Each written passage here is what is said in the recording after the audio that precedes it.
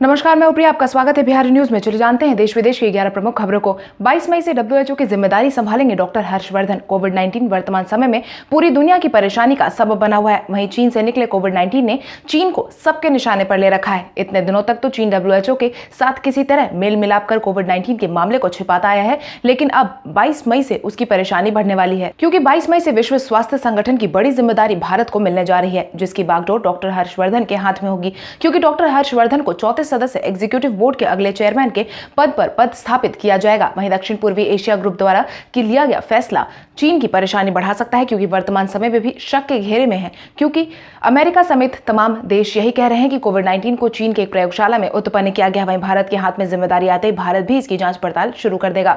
कोविड-19 के माहौल में इजराइल की कंपनी ने बनाया एक अनोखा मास्क। कोविड-19 से बचाव के लिए इजराइल की एक कंपनी ने एक अनोखा मास्क बनाया है, क्योंकि अक्सर ऐसा देखा जाता है कि लोगों को खाना खाने के लिए मास्क को उतारना पड़ता है। इसी परेशानी को ध्यान में रखते हुए इजराइल के कंपनी ने एक अनोखा आविष्कार किया है। कंपनी द्वारा बनाया गया मास्क मशीन से जुड़ा हुआ है और रिमोट के जरिए चलाया जा सकता है। खाना खाने के लिए मास्क को बिना उतारे ही काम में लिया जा सकता है। खबरों की माने तो रिमोट कंट्रोल के जरिए मास्क पहनने वाले इसको चला सकेंगे। कंपनी का यह भी दावा है कि इस डिवाइस को लगाकर रेस्टोरेंट जाना आसान हो जाएगा। जहां चम्मच मुंह तक लाया जाएगा, तब मास्क खुद ब खुद खुल जाएगा। हालांकि इस मास्क के जरिए आइसक्रीम वगैरह खाना मुश्किल होगा। मुख्यमंत्री अरविंद केजरीवाल ने मोदी सरकार के 20 लाख करोड़ के पैकेज में निकाली खामियां। प्रधानमंत्री नरेंद्र मोदी ने कुछ दिनों पहले देश के संबोधन के दौरान भारत की अर्थव्यवस्था को पटरी पर लाने के लिए 20 लाख करोड़ रुपए के आर्थिक पैकेज का ऐलान किया था, जिसके बाद वित्त मंत्री निर्मला सीतारमण ने भी अलग अलग क्षेत्रों के लिए अलग अलग ऐलान किया था। जिसके बाद दिल्ली के मुख्यमंत्री अरविंद केजरीवाल ने प्रधानमंत्री नरेंद्र मोदी द्वारा घोषित किए गए आर्थिक पैकेज में खामियां निकाली है, जिसके तहत उन्होंने कहा है कि केंद्र सरकार द्वारा जारी किए गए 20 करोड़ रुपए के आर्थिक पैकेज में से दिल्ली को कुछ नहीं मिला है। दिल्ली वाले हर साल केंद्र सरकार को 2 लाख करोड़ टैक्स देते हैं, लेकिन बदले में दिल्ली को कुछ नहीं मिलता है। 20 लाख करोड़ के इस पैकेज में ज्यादा तवज्जो लोन पर दिया गया है। अगर कोई इंडस्ट्री बगैर गारंटी के लोन मिल जाएगा, लेकिन इस समय जरूरत है आम आदमी को मदद पहुंचाने की, तो केंद्र सरकार के 20 लाख करोड़ के पैकेज में कहीं भी नजर नहीं आ रही है। आम आदमी को मदद पहुंचाने की जिम्मेदारी होनी चाहिए, इसलिए केंद्र सरकार को राज्यों को पैसा देना चाहिए था। स्नैपडील ने शुरू की सामानों की supply. E commerce platform Snapdeal ने कंटेनमेंट जोन को छोड़कर बाकी पूरे देश में अपने डिलीवरी सर्विस को शुरू कर दिया है, जिसके तहत कंपनी 26,000 से ज्यादा पिन कोड क्षेत्रों में सेवाएं दे रही है। वही कंपनी ने अपने आधिकारिक बयान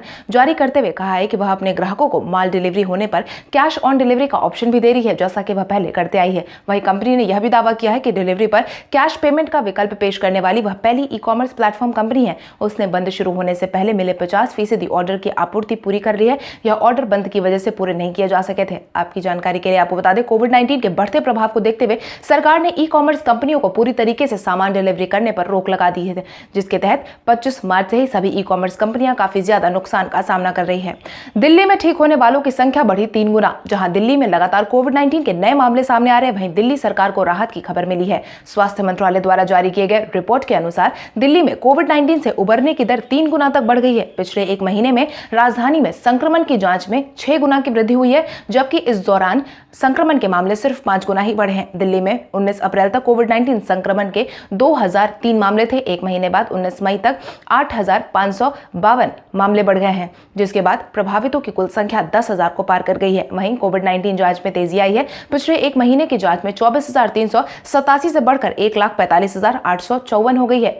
वहीं अब दिल्ली में 45% लोग कोविड-19 की परीक्षा को पास कर चुके हैं। एक महीने पहले 19 अप्रैल तक दिल्ली में केवल 14% लोग संक्रमण से ठीक हुए थे। चीन द्वारा पाकिस्तान को चूना लगाने की बात आई सामने। चीन पाकिस्तान का करीबी दोस्त माना जाता है, लेकिन हाल ही में सीपीईसी के जरिए पाकिस्तान को चूना लगाने की खबर सामने आई है। प्रधानमंत्री इमरान खान द्वारा गठित एक कमेटी की रिपोर्ट में चीनी बिजली कंपनियों के इस कदम का खुलासा किया गया है। जानकारों की माने तो चीनी कंपनियों ने चुपचाप से बिजली के दाम बढ़ाकर पाकिस्तानी नागरिकों की जेब पर दबाव बढ़ाया है। सूत्रों की माने तो $62 करोड़ की लागत वाले चीनी पाक इकोनॉमिक कॉरिडोर के जरिए कई चीनी कंपनियों ने पाकिस्तान में निवेश किया है, जिसमें बिजली कंपनियां भी शामिल है। यह कंपनियां पाकिस्तान के कई इलाकों में बिजली सप्लाई का काम करती है। हाल ही में बड़ी संख्या में पाकिस्तानियों ने बिजली बिल को लेकर प्रधानमंत्री इमरान खान से बातचीत की थी, जिसके बाद प्रधानमंत्री ने एक कमेटी का गठन किया था, जिसमें इस बात का खुलासा हुआ है। घर बैठे बैठे अब आसानी से खुलवा सकते हैं बैंक अकाउंट। बैंक अकाउंट खुलवाने के लिए किसी भी आम नागरिक को बैंक के चक्कर नहीं काटने होंगे, क्योंकि कई बैंकों ने ग्राहकों की वीडियो कॉन्फ्रेंसिंग के जरिए नया अकाउंट खोलने की सुविधा देने की तैयारी कर ली है। सभी बैंकों में वीडियो प्लेटफॉर्म की लॉन्चिंग अंतिम चरण में है। इस साल जनवरी में आरबीआई ने वीडियो बेस्ड केवाईसी प्रक्रिया को पूरा करने के लिए गाइडलाइन जारी कर दी थी। वहीं ग्रामीण इलाके में खाता खोलने के लिए आधार डेटा पर निर्भर रहना पड़ता था। वीडियो कॉल के जरिए ग्राहकों का बैंक अकाउंट खोलने की प्रक्रिया एक अहम कदम साबित होगी और इससे ब्रांचलेस बैंकिंग को नई दिशा मिलेगी। आपको बता दें, वर्तमान समय में अकाउंट खुलवाने के लिए ग्राहकों को चलकर बैंक ब्रांच जाना पड़ता है और फिर फॉर्म भर के बैंक खाता खुलवाने की प्रक्रिया को पूरा करना पड़ता है। मगर अब इस सुविधा के शुरू होने के बाद घर बैठे बैठे बैंक अकाउंट आसानी से खुलवाया जा सकेगा। जानकारों की माने तो देश के टॉप 10 बैंक में से अधिकतर वीडियो केवाईसी के साथ तैयार है और इसमें से कुछ ने तो इसे लॉन्च भी कर दिया है। कारोबारियों को जाता देख बौखलाया चीन। कोविड-19 के बढ़ते प्रभाव को देखते हुए एक के बाद एक कंपनियों ने चीन से निकलकर भारत में मैन्युफैक्चरिंग यूनिट लगाने का ऐलान जारी कर दिया है, जिसके बाद चीन की बौखलाहट साफ साफ दिखने लगी है। जिसके तहत ग्लोबल टाइम्स में दिए अपने एक साक्षात्कार में चीनी सरकार के एक अधिकारी ने कहा है कि बंद से अर्थव्यवस्था प्रभावित होने के बावजूद भारत बड़ा सपना देख रही है, लेकिन वह चीन का विकल्प नहीं बन पाएगा। उसने चीन से भारत की तुलना को लेकर वेस्टर्न मीडिया को उल्टा सीधा भी कह दिया है। आपको बता दें, कोविड-19 के बढ़ते प्रभाव के कारण जर्मनी की जूता कंपनी ने अपना मैन्युफैक्चरिंग यूनिट चीन से आगरा शिफ्ट करने की बात कही, तो वहीं दूसरी ओर एप्पल जैसी मोबाइल कंपनियों ने भी अब भारत शिफ्ट करने की बात कही है। जानकारों की माने तो पहले अमेरिका के साथ व्यापार को लेकर हुए कसाकसी के बाद अब कोविड-19 की वजह से सप्लाई चेन प्रभावित होता देख लगभग 1 लाख कंपनियां चीन से निकलना चाहती है। हालांकि भारत में भी चीनी कंपनियों को यहां पर मैन्युफैक्चरिंग यूनिट बनाने के लिए अपना रास्ता खोल दिया है। अब 17 राज्यों के लिए ट्रैवल पास हासिल कर सकते हैं आम नागरिक। केंद्र सरकार में अनुबंध की अवधि को 31 मई तक बढ़ा दिया गया है। इस बार चौथे चरण के बाद में सरकार की ओर से कुछ छूट भी दी गई है। किसी जरूरी काम के लिए लोग एक शहर से दूसरे शहर जा सकते हैं, लेकिन अंतरराज्य है कि यात्रा के लिए उन्हें पहले ही पास की जरूरत पड़ेगी। ई पास लेने के लिए राज्य सरकार की वेबसाइट या केंद्र सरकार की वेबसाइट पर आवेदन करना होगा, जिसके तहत सिंगल एक्सेस वेबसाइट के जरिए फिलहाल 17 राज्यों के पास बनाए जा सकते हैं। हालांकि इसमें दिल्ली का नाम शामिल नहीं है। बस सभी आम नागरिकों को सिंगल एक्सेस वेबसाइट पर जाकर आवेदन करना होगा। वेबसाइट के होम पेज पर राज्यों को चुनना होगा जो शहर के लिए आप पास बनवाना चाहते हैं। इसके बाद आप उस राज्य सरकार की वेबसाइट पर चले जाएं, जहां पर अप्लाई फॉर ई पास पर क्लिक करें और यहां से यात्रा से संबंधित जानकारी साझा करें। सभी जानकारी भरने के बाद संबंधित विभाग आवेदन की समीक्षा करेगा। विभाग के हाथ में होगा कि वह आपको ई पास मुहैया करवाना चाहता है या नहीं। पास के अप्रूव होने के बाद ही आपको मोबाइल पर एक SMS मिल जाएगा, जिसका प्रिंट आउट लेकर आप यात्रा कर सकते हैं।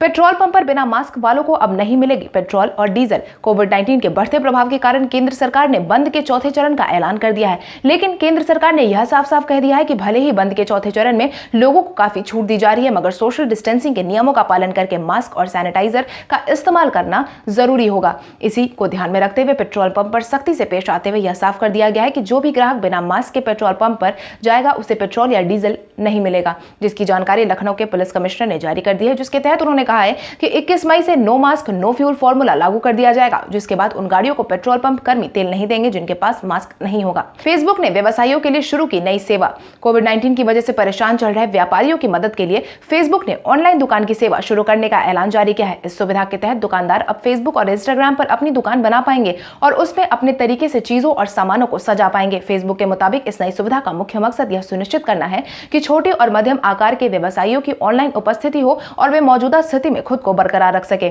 इसके तहत कंपनी के CEO मार्क जकरबर्ग ने एक लाइव स्ट्रीमिंग में कहा था कि कोविड-19 के इस दौर में अर्थव्यवस्था को फिर से शुरू करने के लिए ई-कॉमर्स का विस्तार करना जरूरी होगा। यदि आप अपने रेस्टोरेंट को शारीरिक रूप से नहीं खोल सकते हैं तो आप भी ऑनलाइन ऑर्डर ले सकते हैं और उन्हें लोगों तक भेज सकते हैं। वहीं फेसबुक पर दुकान खोलने के बाद उन्होंने कहा कि व्यापारी अपने ऑनलाइन दुकान बनाने के लिए स्वतंत्र है। इससे भुगतान के अन्य सेवाओं में फेसबुक के लिए महत्वपूर्ण है व्यवसाय के अवसर पैदा कर सकता है।